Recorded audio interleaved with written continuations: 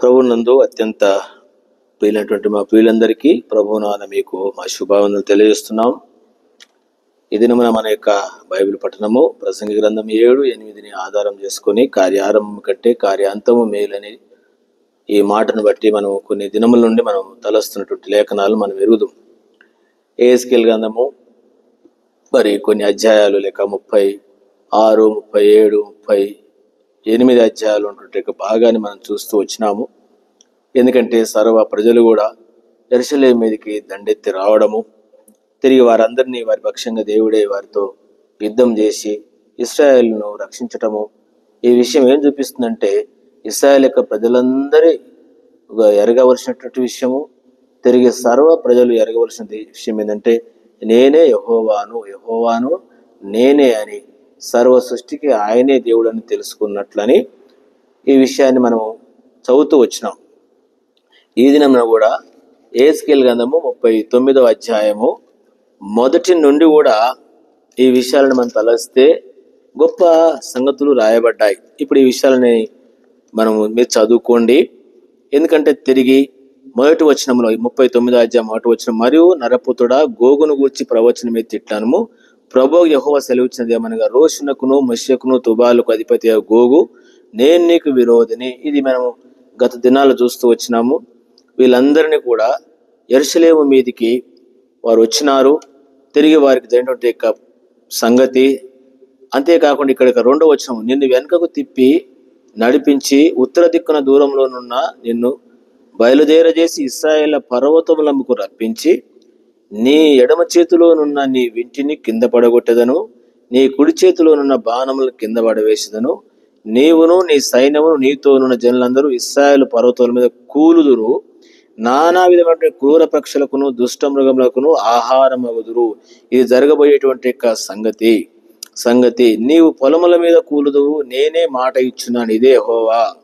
గమనించండి 6వ వచనం, నేను మాగోగు మీదికి ద్వీపములలో నిర్విచారముగా నివసించి వారి మీదికి అగ్ని పంపెదను, అప్పుడు నేను యెహోవానై ఉన్నానని వారు తెలుసుకొందురు. గమనించండి, నేను గద్దినాలు కూడా చెప్తూ వచ్చింది, నేను యెహోవానై ఉన్నానని వారు తెలుసుకోవడానికి కొరకు ఈరోజు ప్రపంచం అంతా కూడా ఈ విషయాన్ని తెలుసుకోవడం కొరకు దేవుడు ఒక సాధనములుగా వారిని వాడుకుంటున్నాడు. 7వ వచనం కూడా, నేను యెహోవానై ఉన్నానని అన్యజనులు తెలుసుకున్నట్లు ఇక నా పరిశుద్ధ నామమునకు దూషణ కలగనీయక నా జనులకు ఇశ్రాయేళ్ల మధ్య దానిని బయలుపరుస్తాను. ఇంకా నా నామము ఇశ్రాయేళ్ల మధ్యలో ఏం కలగడం లేదు, అన్యజనుల మధ్య తెలుసుకున్నట్లు ఇక నా నామము దూషణ కలగనీయను. నేను ఇప్పటిదాకా దేవుని యొక్క నామానికి ఎంతో దూషణ కలిగింది. అందుకొరకనే ఆ దూషించినటువంటి వారు ఇప్పుడు ఏమైనా అందరి శిక్షకు పాత్రులైనారు. ఈ అధ్యాయాలు ఈ వచనం ఈ గ్రంథం చదివితే, ఈ యొక్క 39వ అధ్యాయం చదివితే వాళ్ళు కట్టెలకు నిప్పుకు కట్టెలు ఎట్లయినారో అట్లందరూ వాళ్ళు నాశనమైనట్టు. 11 నుంచి ఆ దినమున వారు పాతి పెట్టడము, అంతేకాకుండా సకల మృగాలను పిలిపించి వారి యొక్క మాంసాన్ని తినడానికి కొరకు అన్నిటికీ ఆజ్ఞాపించినాడు. 18వ వచనంలో, బలాఢ్యుల మాంసం తిందురు, భూపతుల రక్తమును, భాషానులో కొవ్విన పొట్టలు, ఇదంతా కూడా వారికి వచ్చేటువంటి శిక్ష, తీర్పు.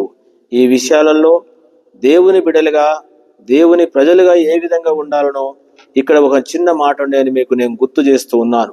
21వ వచనము, యెహెజ్కేలు గ్రంథము 39వ అధ్యాయం 21వ వచనం, నా ఘనతను అన్యజనుల్లో అగుపరచెదను, నేను చేసిన తీర్పును వారి మీద నేను వేసిన నా హస్తమును అన్యజనులందరూ చూచెదరు.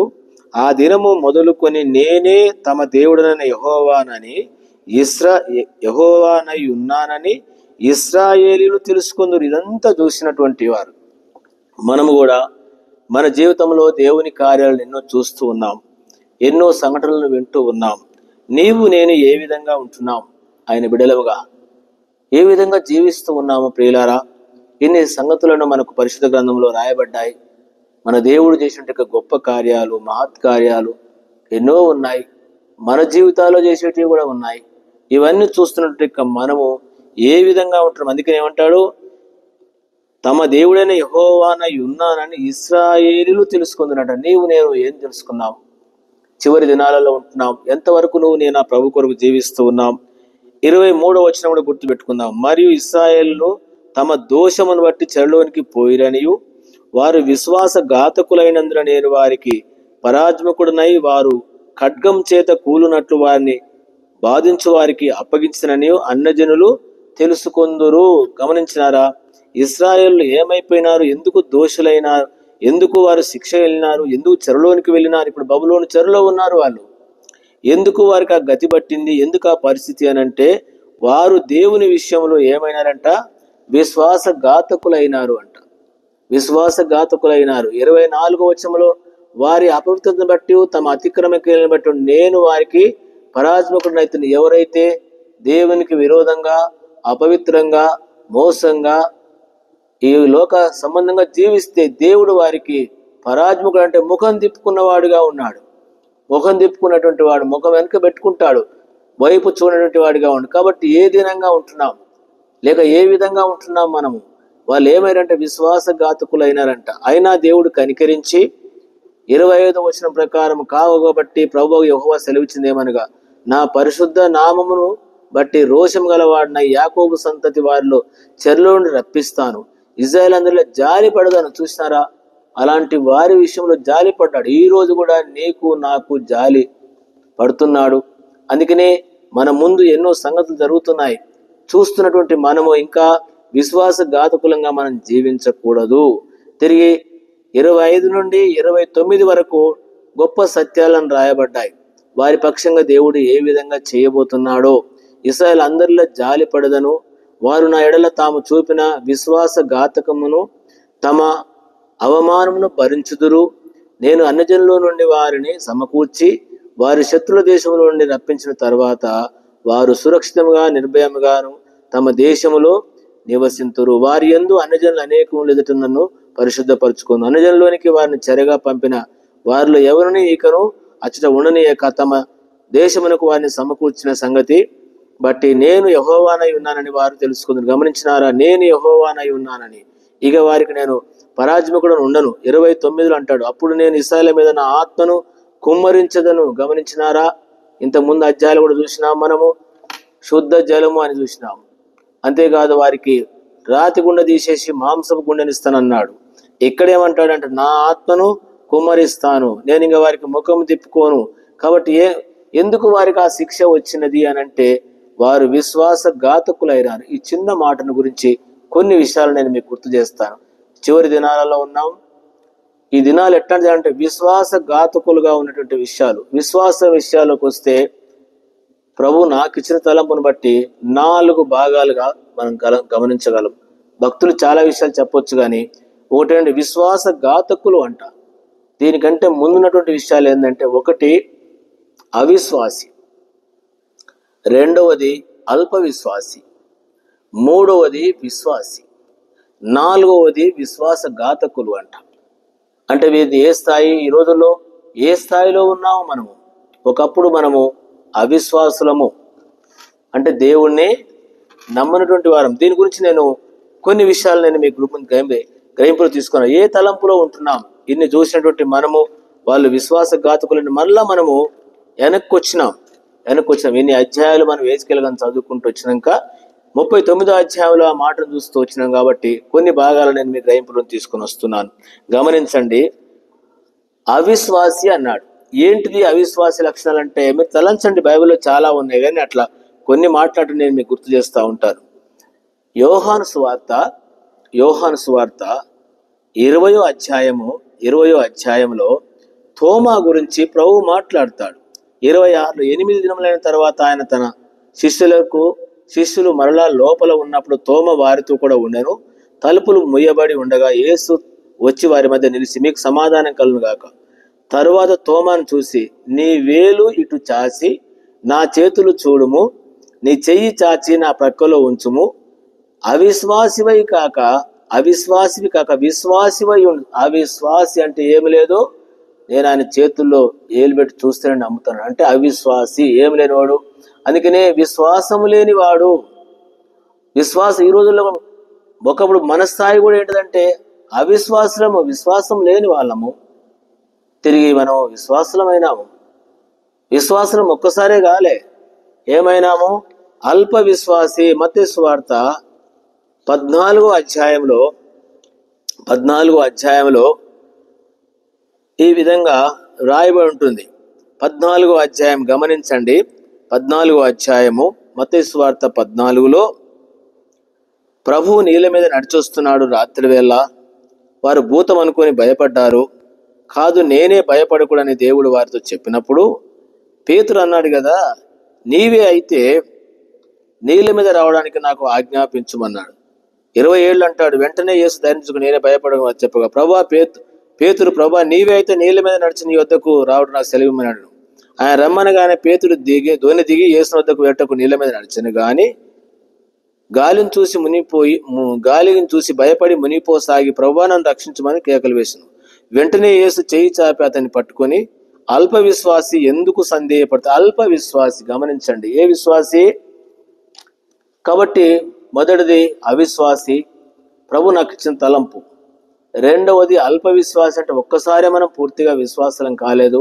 నాకు తెలిసి ఇప్పటి వరకు కూడా ఇంకా మనం అల్ప విశ్వాసంగానే వెళ్తున్నామని అనుకోవచ్చు. నా మటుకు నేను అనుకుంటున్నాను. ఎందుకంటే ఓసారి విశ్వాసం, ఓసారి అల్పము, అంటే కొంచెమే విశ్వాసం, కొంచెమే. ఈ స్థాయిని తప్పిన తర్వాత వచ్చిందంటే పూర్తి విశ్వాసం. మన పితరులందరూ ప్రభు మీద విశ్వాసం ఉంచినారు. నూతన నిబంధన సంఘం మనం చూడగలము. అంతేకాదు, మన ప్రియులు దైవజనుడు భక్సింగ్ గారు అయితే తన విశ్వాసాన్ని ఆ కాలంలో వారితో పెద్దవారు కావచ్చు, సేవకులు కావచ్చు, సంఘములో ఉన్న వాళ్ళు కావచ్చు, ఆ రోజుల్లో ఎంతో విశ్వాసంగా ఉన్నారు. మేము కూడా చివరిలో వచ్చినాము, 80లో ప్రాంతంలో వచ్చినాము హెబ్రోను సహవాసానికి. విశ్వాసం అంటే విశ్వాసం అయింది. ఈ రోజుల్లో మనం ఎక్కడికి వచ్చినామంటే అల్ప విశ్వాసానికి వచ్చినాం. ఇంకా కొన్నిసార్లు చూస్తే ఏమంటే విశ్వాస ఘాతకులు అంట. ఈ రోజుల్లో ఎక్కడ చూసిన సంఘాలలో కానీ ఏం కనబడుతుందంటే దుర్మార్గంగా. దీన్ని మన విశ్వాస ఘాతకులు అనేది మనం ఎట్లా తెలుసుకోగలము అనంటే, ఇశ్రాయేల్ యొక్క చరిత్రను మనం చదివితే, ఇశ్రాయేలు బబులోను చెరకు వెళ్ళకముందు వారు ఏ విధంగా జీవించినారో ఆ జీవితాన్ని బట్టి మనం గనుక ధ్యానిస్తే, ఈ రోజుల్లో నీవు నేను అవిశ్వాసిగా ఉన్నావా, అల్ప విశ్వాసంగా ఉన్నామా, విశ్వాసిగా ఉన్నామా, లేక విశ్వాస ఘాతకులుగా ఉన్నామా? విశ్వాస ఘాతకులు కూడా ఉన్నటువంటి దినములను ఉన్నాం, సందేహం ఏం లేదు. ఎక్కడ చూసినా విశ్వాసం కోల్పోయి దుర్మార్గంగా ఆ ఇజ్రాయేల్ ప్రజలు ఎట్లా వ్యతిరేకంగా జీవించినారో, ఎంత దుర్మార్గం ఆ విధంగా ఉన్నారు. అయినా కూడా 39 యెహెజ్కేలు గ్రంథము 39వ అధ్యాయంలో ఇక నేను ఆ విధంగా ఉంచను, 25 నుంచి రాయబడిన మాట, ఇక నేను ఆ విధంగా ఉంచను, నేను వారి మీద జాలి చూపుతాను, వారు నాకు ప్రజలై ఉంటారు. వారికి ఏమిస్తాడంటే దేవుడు వాళ్ళకు ఆత్మనిస్తాడట. 28వ వచనంలో అంటాడు, అన్యజనులోనికి వారిని చెరగా పంపి వారిలో ఇకను అచ్చట ఉండలేక తమ దేశం వారి మీకు సమకూర్చి సంగతిని బట్టి నేను తమ దేవుడినై ఉన్నాను తెలుసుకుందరు. అప్పుడు ఇశ్రాయేలు మీద నేను నా ఆత్మను కుమ్మరించదను. దేవుని బిడ్డలుగా దేవుడు మళ్ళా పురికొల్పుతున్నాడు. నీవు నేను ఈ అనుభవంలోనికి వద్దాము. విశ్వాస ఘాతకులంగా మనం జీవించొద్దు, అల్ప విశ్వాసులంగా మనం జీవించకూడదు, అవిశ్వాసులుగా జీవించకూడదు. దేవుని ఆత్మను పొంది పూర్తి విశ్వాసంగా జీవిస్తాం. చివరి దినాలలో ఉన్నాం. కార్య ఆరంభము కంటే కార్య అంతము విశ్వాస ఘాతకులుగా ఉన్నాం, సందేహం ఏమి లేదు. ఈ యొక్క 39వ అధ్యాయంలో అయినా దేవుడు వారిని పురికొల్పుకి ఇచ్చినాడు. ఆ విధంగా నీవు నేను ఆ విధంగా ఉంటే పురికొల్పబడి ఆయన యొక్క కరుణను, ఆయన యొక్క దయను మన ఎళ్ళ జాలిని చూపినాడు. ఆ దయను పొంది మనము విశ్వాస ఘాతకులము కాకుండా విశ్వాసులముగా ఈ చివరి దినాల్లో ప్రభు కొరకు జీవిస్తాం. ఆ రీతిగా ప్రభు మనకు సహాయపడును గాక. ప్రియ తండ్రి, బాగా దీవించమని ఇచ్చింది కొంచెం చెల్లిస్తూ యేసు నామమున ప్రార్థించి వేడుకుంటున్నాను తండ్రి, ఆమేన్. మన తండ్రి దేవుని యొక్క ప్రేమ, మన ప్రభువైన యేసుక్రీస్తు కృప, పరిశుద్ధాత్మ సహవాసం మనందరి తోడైయును గాక. ఆమేన్. ప్రైజ్ ది లార్డ్ అండి. మీ అందరికీ చాలా వందనాలు.